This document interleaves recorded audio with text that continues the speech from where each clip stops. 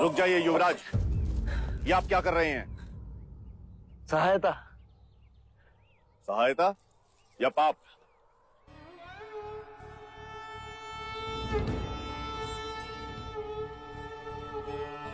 पाप? कैसा पाप? क्या आप नहीं जानते? ये एक शूद्र है और तुम ओछी जाति के युवराज को रोकते तक नहीं, दंडवत होके क्षमा मांगो युवराज से। ठहरो ठहरो, ये हमसे क्षमा क्यों मांगे? इसने आपको छूने का अपराध किया है।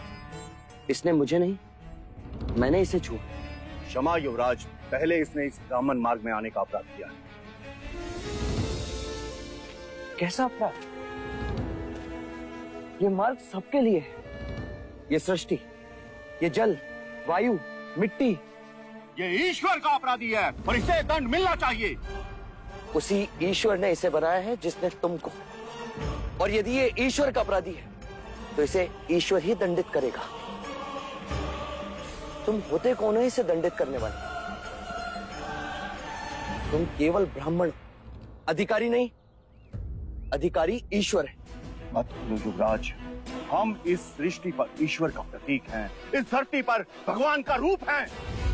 केवल हम वेदांती पूजा पाठ कर्म से पुण्य के अधिकारी हैं, पुण्य के। यदि ये सत्य है तो कर लेते हैं तुम में और इसमें तुलना।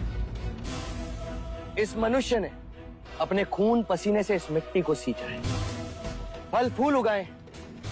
क्या तुम्हारे वेदांत इन्हें मुरझाने से रोक सकते हैं? क्या तुम इस धरती पर भगवान का प्रतीक, इस फंसे हुए पहिए को बिना हाथ लगाए निकाल सकते हो? आप हमारा अपमान कर रहे हैं युवराज।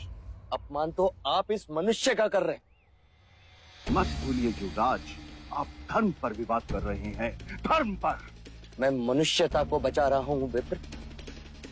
विवाद धर्म पर नहीं, धर्म के नाम पर उठ रही घृणा पर है। धर्म की सार्थकता संपूर्ण मानव जाति को एक करने में है, उसे जोड़ने में है, ना कि तोड़ने में। वर्ण कर्म के अनुसार, ना कि धर्म के अनुसार।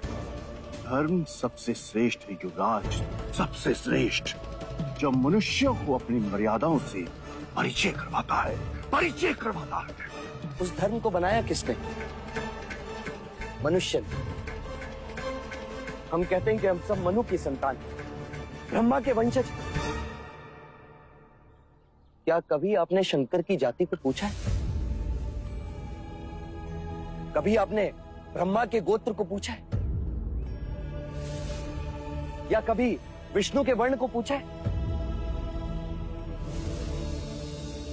जब हम एक मनु की संतान हैं, तो ये भी उतना ही ब्राह्मण है जितना कि तुम, और यदि नहीं तो तुम भी उतने ही शूद्र हो जितना कि ये।